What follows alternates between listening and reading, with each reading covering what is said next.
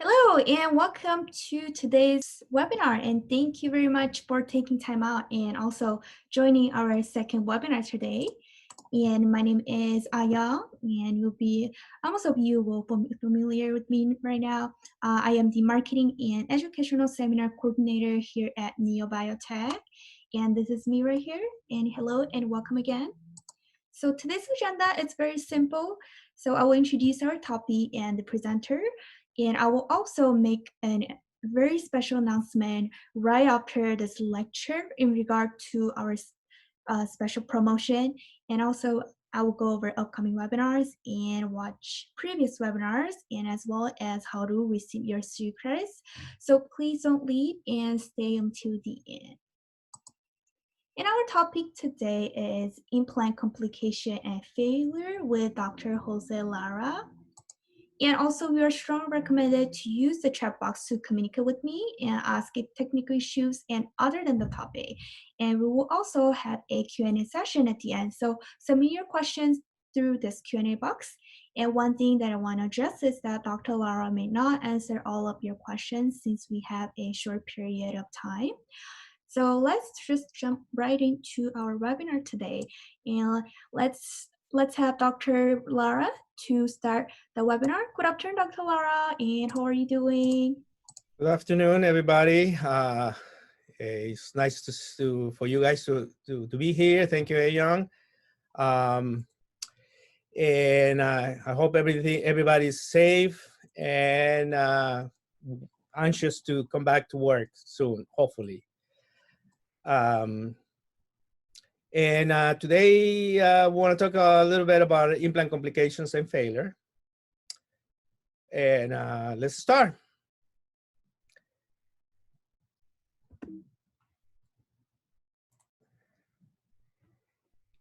So surgical complications during implant placement are not uncommon. According to the retrospective study by Dr. McDimmon, 677 patients with 2379 implants were placed and were investigated, and overall frequency of complication was 13.9%. Operative complications made up a mere 1% of the overall, whereas inflammatory and prosthetic complications were 10.2 and 2.7% respectively. Complications are expected and can lead to a number of poor treatment outcomes.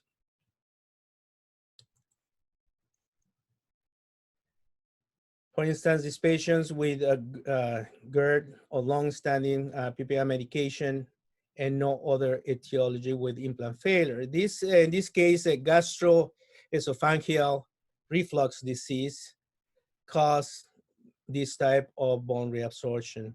And so we need to always be looking at health history and dental history that will complicate our outcome at the end. This radiograph is showing a cluster failure. Cluster failure, some patients practically do not accept dental implants and cause much of higher level of failure than average. Again, we'll be talking about this constantly, about diagnosing and treatment planning, which makes a big difference into the to avoid any type of complications, failures at the end. Most surgical procedures involve different level risk, errors, and complications despite the best effort of dental practitioners to provide optimal patient care. Errors occur occasionally. Errors rate vary greatly and depends on the procedure performed, the experience level of the provider, the effective clinical practice protocols, the response to emergency protocols, and the communication between providers.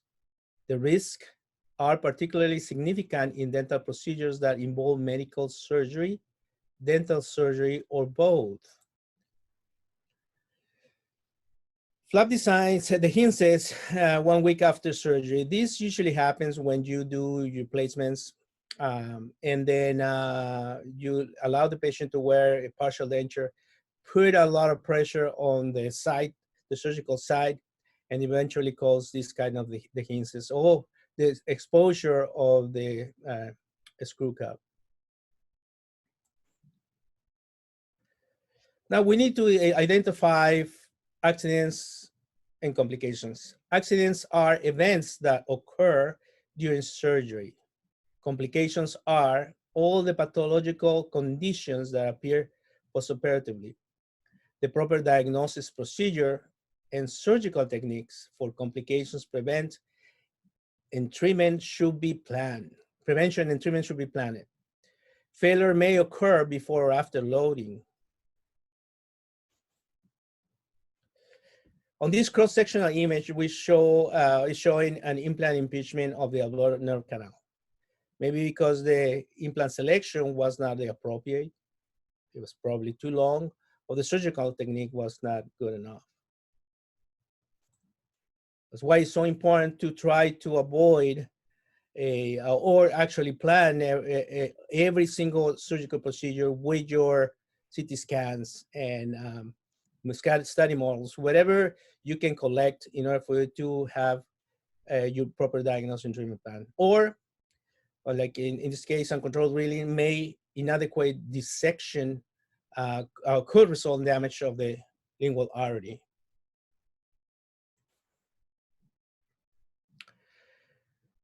This picture is showing a severe hematoma of the anterior floor of the mouth after implant placement on the anterior mandible. That sometimes can even lead to a life-threatening situation. So it's very important for you to avoid any type of these situations. Or if you do a good evaluation of your CT scan, you can avoid to produce any type of perforation on the lingual concavities. On the early stage, complications appear in the immediate postoperative period and interfere with healing, either by infection, edema, ecchymosis, or hematomas, emphysemas, bleeding, flap dehiscence, and sensory disorders.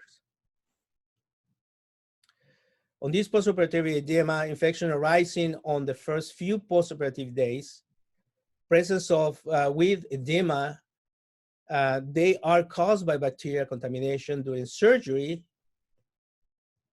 either directly via accident contact with the implant or indirectly from gloves or instruments. Edema is the accumulation of excess plasma fluid transudate in the interstitial space. That's why it's very important for you to have establish your protocols of hygiene, and then your protocols of what to use. Always your sterile gloves, so you maintain everything as clean as possible in order for you to avoid any type of infections later, after surgery. Ecchymosis and hematoma, so it's a bloody effusion infiltrating surface tissue. And since conscribed blood collection, hematomas are not common after implant surgery. But the hematomas can be caused also by just infiltrating anesthesia. So you have to be very careful in that situation. Late-stage complications includes arise during the process of osseointegration, the perforation of the mucoperiosteum, the maxillary sinusitis, mandibular fractures that are very uncommon, the failed osseointegration, bony defects, and periapical implant lesions. Implant placed into the maxillary sinus is, again, you need to plan. This morning we had a great lecture by Dr. Huang about sinus elevation.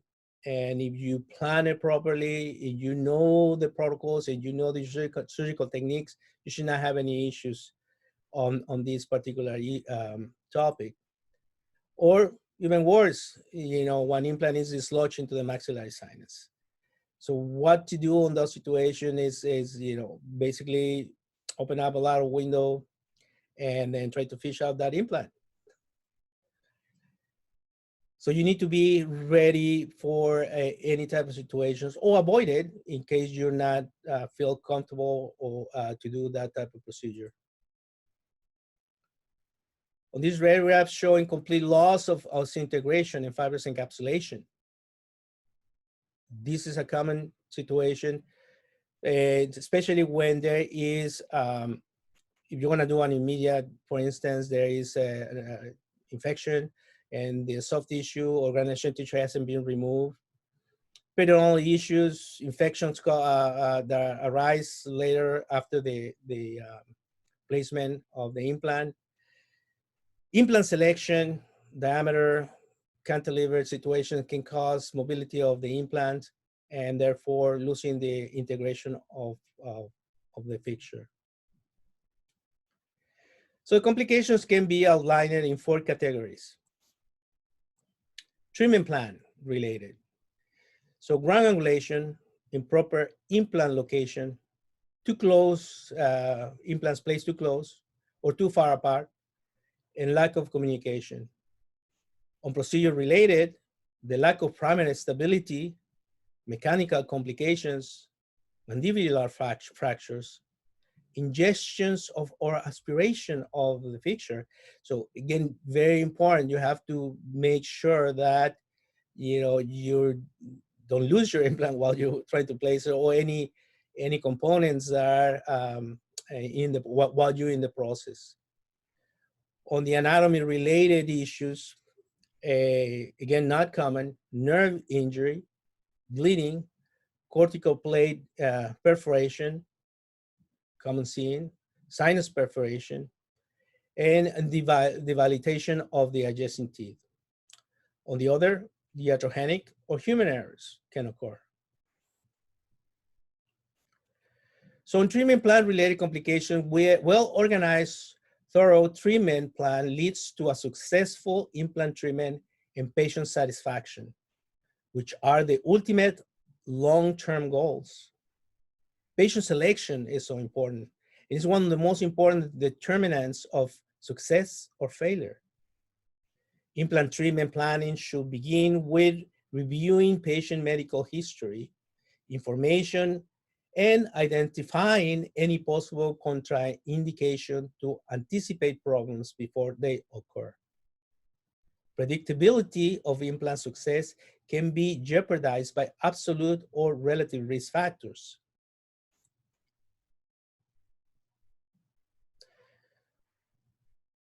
Like this case, some implants placed too far apart, some cement left, cause peri-implantitis, and produce a cantilever. This can lead to bone loss, bone reabsorption, and even fracture of the implant. Or implant placed too close next to each other, ground angulation, and the selection of implant diameter is important. Otherwise, you may end up having these type of situations, completely failure. General risk. On general risk, you have to look into a very young or very old age patients. And very young, the development of the osseous structure will eventually cause problems. Something that you can monitor with your orthodontist. They are the best on monitoring growth. Old age patients could be a problem if, especially there is any type of illness there. Compromised medical conditions, compromised psychological conditions, high aesthetics demands. This is something that we face every single day, aesthetics, and then patients are very demanding. Sometimes, we have to talk to them, not sometimes, all the time, we have to talk to them and establish what are the limits that we can have. Limited availability for treatment and maintenance appointments. So patients sometimes they make your appointment or they come, they have the implant placed and you don't see them in months. So they have to have a follow-up. Smoking habits, alcohol abuse, temporomandibular disorder, periodontal disease, etiology of a dental lesion. We have to find out what was the reason the patient lost their teeth. Small jaw opening, poor hygiene, poor bone density. On the absolute contraindications of blood disease like hemophilia. So we need to always, again, this comes to diagnosis and treatment plan. Gather all your information before you start anything. Psychological disorders and controlled systemic disease. Diabetic, if it's not controlled, it's an issue. But with patients that have diabetics or high blood pressure, as long as they are under control, they are good candidates to have procedures like dental implants. Relative contraindications are growing patients, we already mentioned it, or lesions in soft or hard tissue, or infection disease, or quality and quantity of bone, social contraindications for economics, fear, and skepticism to implants, and psychiatric problems. This is an example of using finger rests. So it comes to the technique you're using and how long you've been using it. So sometimes you bend your hand and you have tendency to, when you're drilling, you have to have a steady hand. So you avoid to have this type of situations where your implant is in the wrong position, or implants positioned too far buccally, which creates a complete failure on aesthetics. So on granulation, implants angulation is yet another determinant for implant success or failure. Proper angulation should be determined according to the future prosthesis with the consideration of buccolingual, epicocoral, and mesiodistal position. To place implants based on available bone often results in poor aesthetics outcomes, as well as long-term biomechanical instability. Although there are many rescue techniques for restoring cases placed outside the occlusion, the surgery should be planned for suitable angulation at the onset. Always try to start your or any procedure thinking about restorative. What will be your restoration, where and how you're gonna restore that type of uh, edentulous area. Implant placed too far buccally or wrong selection on the diameter of the implants can lead to this disastrous situation. Adjacent teeth should be at least 1.5 millimeters from the implant body and more than 3 to 4 between adjacent implants to prevent horizontal bone loss, as well as preserve aesthetics. Preoperative measurements and planning are essential to achieve an ideal implant placement that facilitates future implant prosthesis. Placing an implant in the wrong location is frustrating, embarrassing, and avoidable complication. So when implants are placed 3 millimeters or more apart, the bone dieback that occurs doesn't reduce the height of the interproximal bone. When implants are too close together, the dieback can produce a reduced height in interproximal bone and subsequent papilla loss and bone loss. So failures may occur before or after loading. For instance, these radiographs are showing fracture implants placed too close to the adjacent tooth. Bending forces can cause these type of fractures, or fracture an internal screw and groin angulation. There is, for instance, on the right side radiograph, not enough space for those two implants, even though they are small diameter, and the angulation is completely wrong.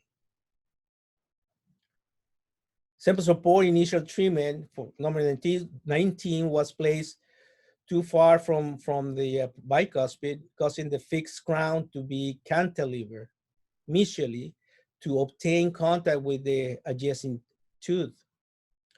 Too much stress may have caused the alveolar bone to lose evident on the crest and surrounding the implant body.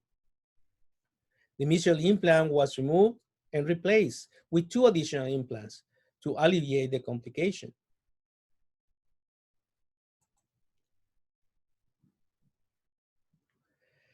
Implant failures. So failed implants, sometimes implant has lost integration and implant is mobile or unstable to torque.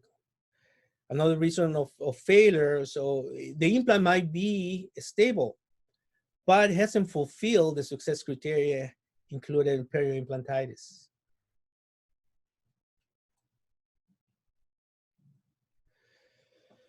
These fixed partial dentures, long crown, high, relatively short implant length, bone loss around posterior implant, ultimate failure. The anterior implant fracture between the second and third thread, resulting in loss of the restoration.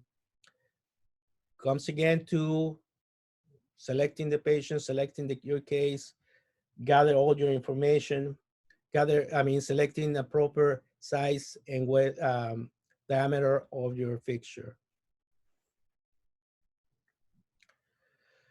So implants fail for different reasons. Poor surgical technique, trauma, putting a lot of heat, pressure, and causing necrosis, over torquing, host fractures, host response, poor bone quality, infection, overload, poor prosthesis, or iatrogenic causes with dual drills, infection control, and insufficient cooling. This is very important because sometimes we think the drills are forever and not so much. You have to, it's going to be on you. You call when you feel that your drill needs to be replaced.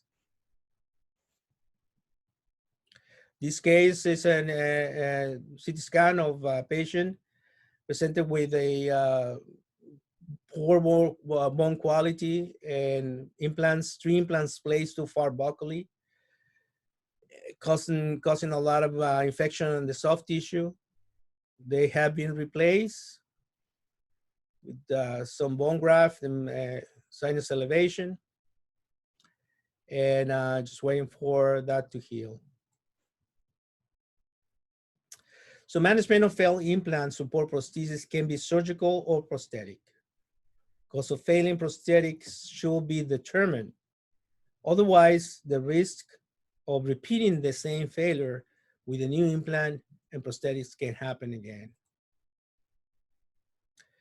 Failed implants must be removed and socket debride with a tracking bar, or other different tools. Like clinical decision, place a larger diameter implant. Sometimes with the trephine, you're gonna take off a lot of bone. So decide, what will be the best alternative right there. So careful considerations in aesthetic areas are important if you're using a trephine. Bone grafting with or without membrane, and implant placement after healing period delay. Another way to remove implants with the Fixture Removal Kit that Neobiotech has. Very easy and conservative on the bone. You don't remove bone. You just store your implant that is integrated out.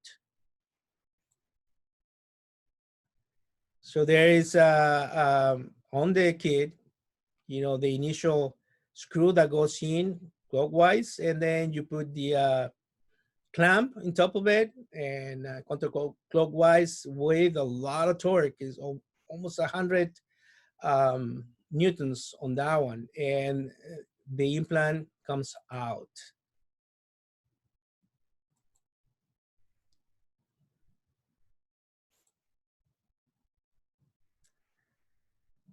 So it's really simple. It's scary sometimes because you hear that when you are torquing out that implant, it just pops. And sometimes you may think that you fracture the bone. That doesn't happen normally, but it's always a risk. So surgical failures, failures before loading, so surgical errors, it's very common, infection, systemic disease, incompatible whole site, provisional prosthetics and stay plates sometimes, loss of the graft, smoking persons, and we have usually see a lot of failures with that, or bone loss when persons or patients are smokers.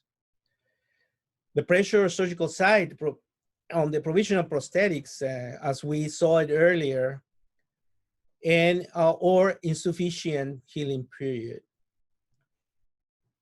And for that, we have the tools to evaluate if there's time for that, for us to load that implant.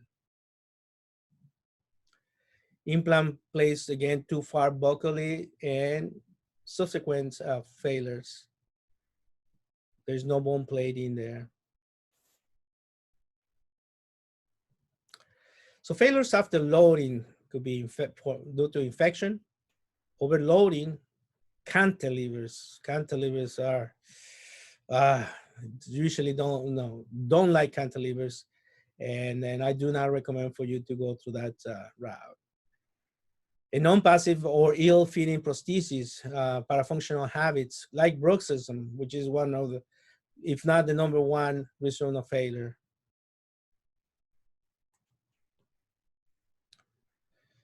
Some other factors leading to failures is number of implant placed. Occlusal forces can lead to component fractures. Placing implants too close together, as we have seen. Overheating can cause bone necrosis. Use plenty of irrigation and sharp drills. Microvascular diseases like diabetics. Inhibit oxygen and impairs bone healing. This is something, again, we talk over and over again. Fractures, whether it's vertical or horizontal, can happen because of bending forces, wrong type of prosthesis or angulations, cantilevers. This is another sample of cantilever here, and then that's probably why this implant failed. A wrong diameter. Another type of cantilever or cement left on the cement retained restoration produces bone loss and eventually a failure. Root implant approximation to implant impeachment causing apical pathology and causing later loss of the tooth and the implant as well. Wrong angulations, you have to be always, plan your procedure. Not only this implant is too close to the root of the adjacent tooth, but the other two are very close next to each other. Or in this case, and you want to feed one implant for every single tooth. Sometimes it's impossible. You plan it in a way that Neo has one-piece implants that are a small diameter. You might be able to fit all four in that lower anterior area, but treatment planning diagnosis, it is the key factor, for you to avoid all these type of situations. Or wrong angulation of the implant and placed too close. This is a complete failure.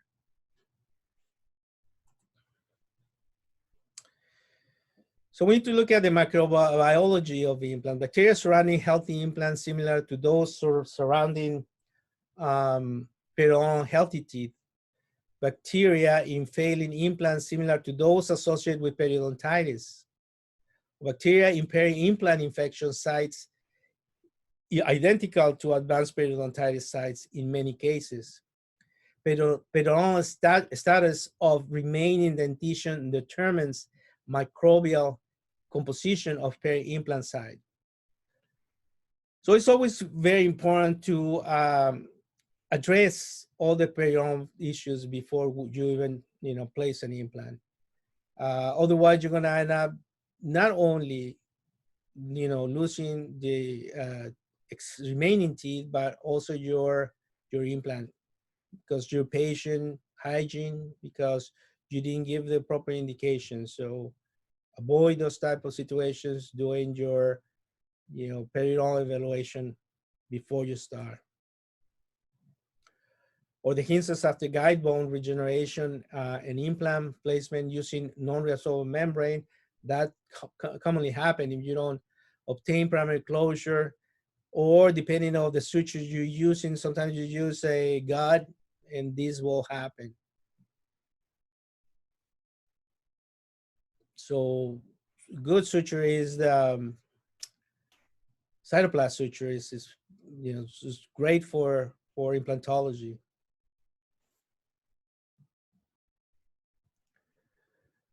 The hints, bone loss, microbiology associated with implant failure due to trauma is different from implant failure due to infection. Therefore, treat periodontal disease first and place implants in periodontal health mouth.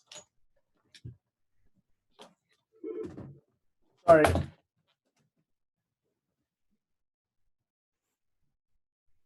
Abscess caused by excess cement trapped within the soft tissue. It's important for you to clean your cement crowns really good before you let patient go, because that can cause down the road another failure. In this case, a fistula caused by loose implant abutment connection. On soft tissue inflammation, you have to do a mechanical debridement, antiseptic and chlorhexidine rinse, antibiotics, local or systemic, removal of prosthesis or removal of implant. Peri-implantitis, implant disease is mucositis or peri-implantitis, I'm sorry. On peri-implant mucosis is reversible. It's inflammatory reaction in mucosa adjacent to an implant. In the presence of bleeding and on probing, peri-implant sulcus depth usually is the 2 to 4 millimeters. So this is a situation you can reverse if you take the proper steps. On peri-implantitis, on the other hand, the inflammatory process that affects soft tissue and hard tissue around implant is progressive peri-implant bone loss and soft tissue inflammation. Usually has some formations of pus upon probing and soft tissue and increasing probing depth for more than 5 millimeters. Usually begins at the coronal portion of the implant. The implant not clinically moving, still integrated until large stages of bone loss progression.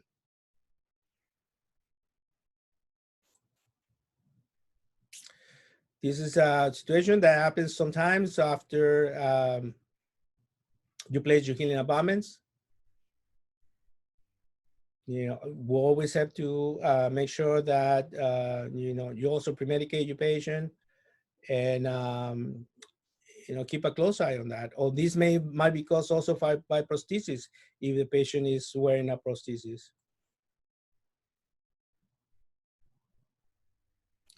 So peri-implantitis early failure is due to overheating bone during osteotomy. The lack of initial stability, over preparation of the osteotomy, causing fibrous integration. That means a spinner That's why it's important, and we always emphasize that you have a spinner, remove it, replace it with a wider diameter implant, or if you don't have a wider diameter, at that point, just graft the area, let it heal, and come back later on and replace that or place that implant that you're planning to do at that time. Otherwise, you give a space to create a fibrous formation, and eventually you're gonna lose that implant anyways. Premature loading is another reason why this happened. Use your osteo or your different tools that are used for checking stability of the implant, or bacterial contamination.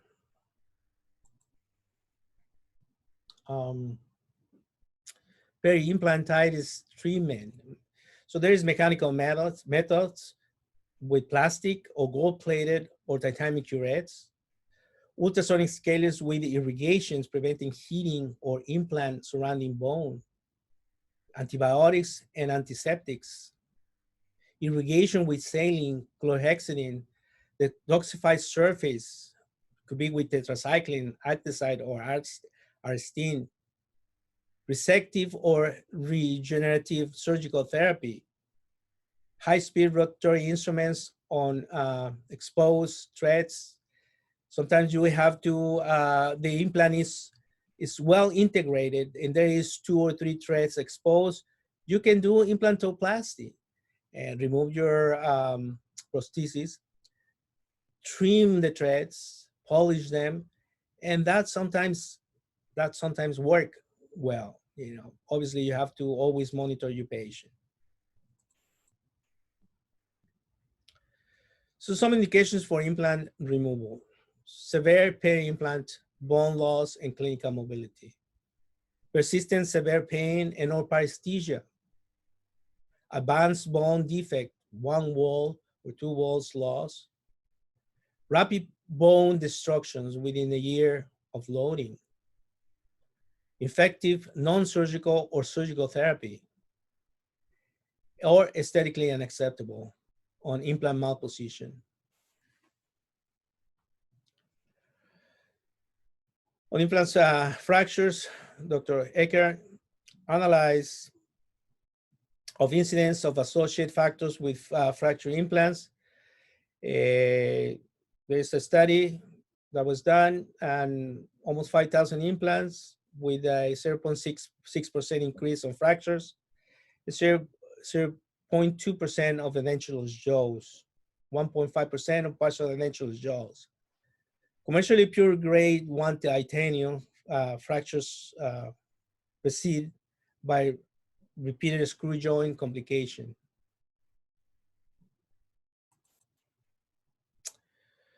Fracture often proceed by repeated screw loosening. So when you have a patient that comes with a loose screw, what I usually do, I remove the restoration, replace the screw with a new one. Don't try to tie up the same one, because that produces elongation of the internal screw and eventually will fracture.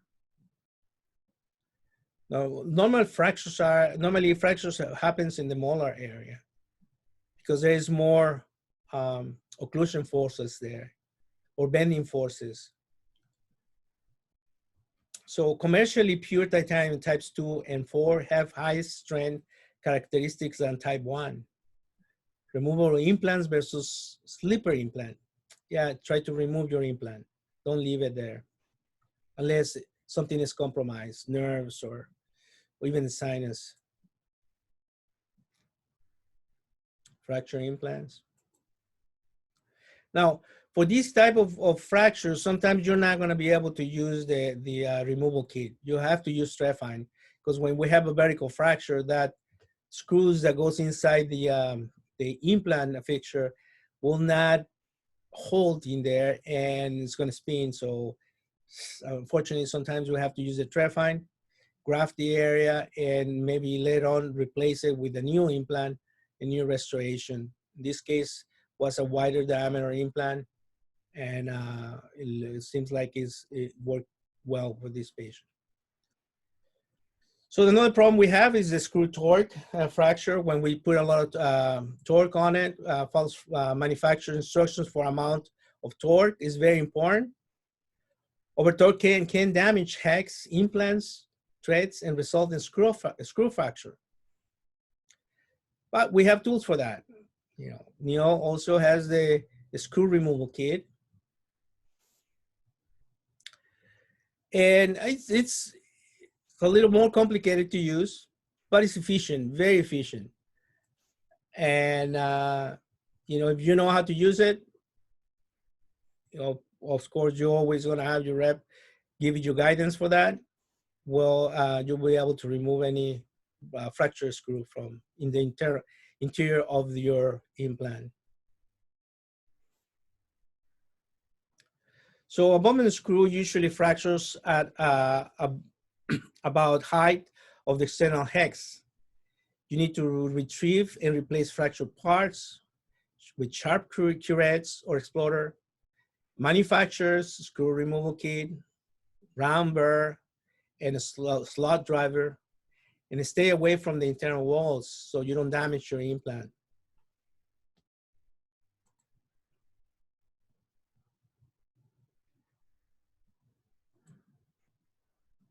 So maintenance. So we need to give every time we do any type of implant placement or any procedure, good maintenance. 3 to 6 months recalls. We need to check the levels of plaque, soft tissue health, and bone level. If there is any change on the bone level, the occlusion, check fit of the prosthesis, and if you have a bruxer, for instance, or even if you don't have a bruxer, a occlusal night guard, it'll be a good tool to avoid any problems down the road. So, basically, what we need to do is accumulate data. We need to make sure that we collect the medical history, dental history, have the proper radiographic tools, CTs, models, assembly treatment plan, exam, discuss all options, review plan with all the disciplines, surgical, restorative, with the patient and your laboratory. Approve treatment plans, sign consent forms. Patients should understand risk and benefits and fees. Anticipate problems, anatomical, mechanical, systemic. Activate your treatment plan. Achieve anchorage. Analyze compromise situations. Accommodate problems about treatment or auxiliaries. And accomplish treatment post-op instruction and post-op medications. That will avoid any type of complications and down the road, any type of failures. In conclusion, we'll say that local complications arising during implant surgery may be the main determinants of outcome of the entire rehabilitation program.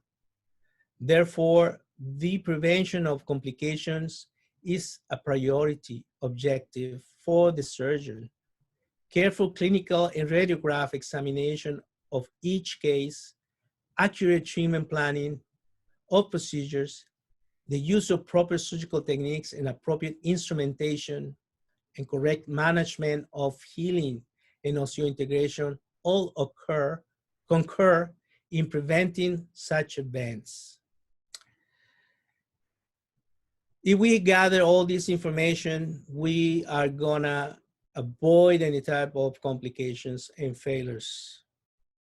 Again, last week and this morning, we have a great lectures.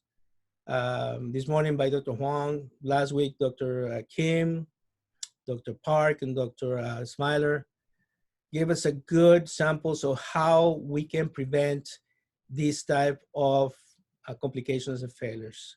If you gather all your information, you're not gonna have any problems down the road.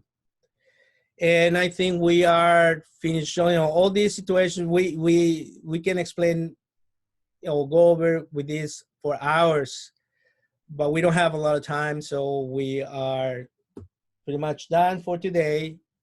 And if you have any questions, we're happy to answer any questions you may have. I'm glad that everybody, you know, I hope I was able to answer some of the, or show you some of the problems that we can face. And that's it for now. Again, if you have questions, I'll be happy to answer. Hey, Young? Yes, doctor, there is a one question from the chat. From the chat box. Yeah. Yes. Do you want me to answer, or do you want me to write it down Yes. here on the? Could you just read out the questions and answer it? So how GERD contributes to implant failure? Yes. Well, the gastroesophageal facial reflux disease produces a breakdown of vitamin B12, calcium, magnesium, and iron that lowers the bone density. So all these patients are usually treated with proton inhibitors that blocks acid production, and by blocking H and K ATase enzyme. And then again, that debilitates the bone. And it's similar to what is the osteoporosis, basically. And that is the main reason why this situation can, again, lead to failures. And I hope that answers your question. Let's see on the Q&A. If the screw cannot be removed, would you remove the implant? Absolutely. If there is no way we can remove that screw that has been fractured, we can go and replace the implant. As simple as that. You know, there is the tools to do it in a simple way, or we have the trefines that we can always use. Does Dental Implant Removal Kit has trefine burrs inside? No. The removal kit is a kit that used to be conservative. We don't use the trefines there because we are going to torque out that implant. Therefore, you're not going to have any bone loss around it. Otherwise, with the trefine, you have to come out with a bigger implant diameter. And sometimes we have a lot of limitations with the bone that we have in patients' mouth. Okay. I guess that's okay. There's another one. Peri-implantitis, at what point do you remove versus treat? Well, again, I mentioned that sometimes you have a couple threads exposed. You know, you can always trim the threads, polish the threads, and so you're doing implantplasty, or you can try to do cleaning the threads with a titanium brush and try to graft the area. You know, we're putting a membrane, collagen membrane, using PRFs, whatever you have in hand or want to use, that will help you to, and then see the results. If there is bone formation, then you don't have to remove it. But if it's more than half of the implant with bone loss, remove it, replace it, graft it, and place another one later on. Another question, do you advise an occlusal guard for every patient that has a single or multiple implant placed? You need to do an evaluation of the patient to see if there is any type of wearness on the patient's mouth or teeth. If there is wearness, that means the patient's a grinder. And if it's a grinder, even with one implant, a guard is always recommended. For multiple implant placements, definitely a guard will be a plus for your treatment. Another question is if the implant is moving when patients bites on the crown, the implant should be removed. That's correct. You know, you need to first find out what is the reason why. You know, first check, or have another CT scan taken. That will give you a great information of the position of the implant, and therefore will tell you, you know, if there is any bone loss defect, and there is a main reason why the implant is moving. Definitely, you know, a removal of that implant is the appropriate procedure. You can graft after, you know, if you cannot place another implant immediately after, then just graft, let it heal, and come back later on and replace it. All right, okay, increasing the number of peri-implantation from bone level implant. Can you comment on the return of tissue level implant? Okay, so there's another question in the chat. It says, increasing number of peri-implantitis from bone level implant. Can you comment on the return of tissue level implant? I'm not sure if I understand the question on that. Let's see. Level implant, can you comment on the return of tissue level? Well, on the tissue level implant, I mean, that would be also a situation if you are having constant peri-implantitis, whether it's a tissue level or bone level implant, you know, it's simple. Something is causing that problem, whether it's patient hygiene or failure on surgical technique. So replacing an implant is always, if the cause, you need to find out the etiology of the problem first.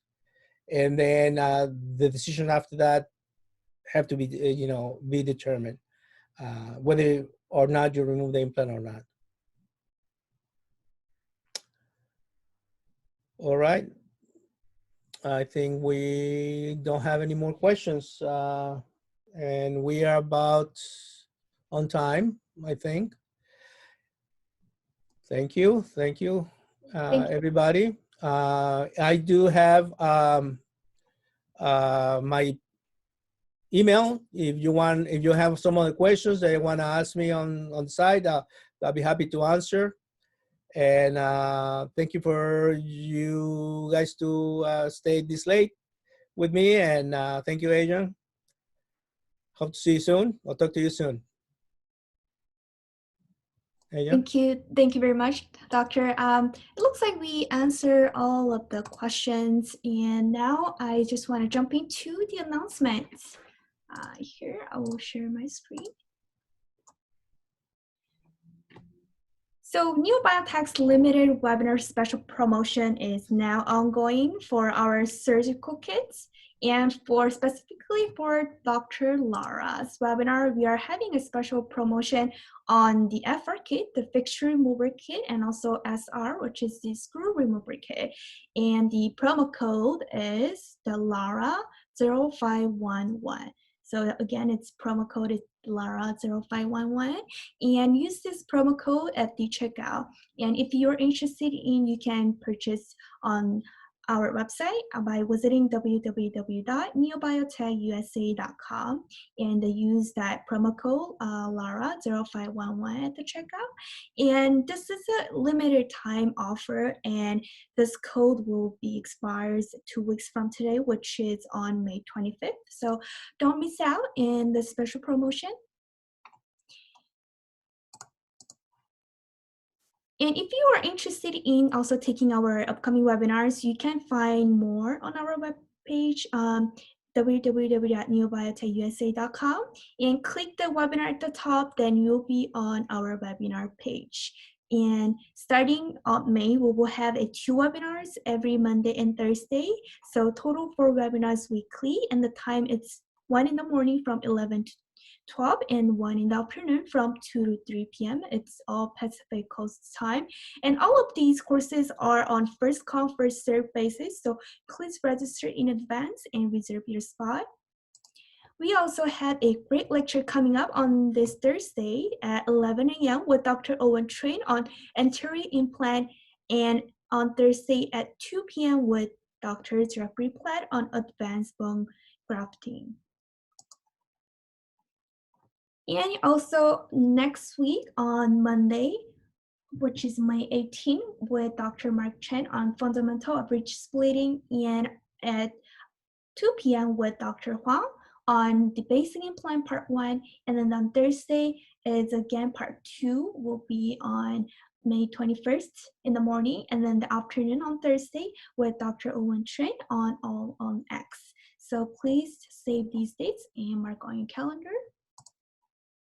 And here's more webinars also added in our website. The first one is the planning and surgery for extramaxillary diagonal implants, session 1 on May 25th. And then also the session 2 will be on May 28th, Thursday. And lastly, on Thursday, May 28th, with Dr. Mike Chen on fundamental of bridge augmentation on GBR. So also save these dates as well. And now you can also watch previous webinars. If you missed all of these great lectures, then you can go to our website and click on the previous webinars on the top, and you will see all this archived, our previous webinars in this our web page here. And thank you very much for those of you who stayed until the end. And we really need your request your feedback via a short course evaluation. And one of our sales rep will email you this link to complete. And this form should no longer than take 5 minutes. Complete, it's very simple and it's easy. And thank you very much again for participating in today's webinar, and we really hope to see you again next time. Feel free to contact me if you have any further questions. Here's my email, ayong.chuy@neobiotech.usa.com. And I also want to say thank you for Dr. Lara for your great lecture, and also all other doctors who participated in for today's morning and also today's afternoon's webinar. Thank you again. No worry, doctor. And I do really hope to see you again next time. And have a wonderful day. You too. Bye-bye. Bye-bye. Thank you so much.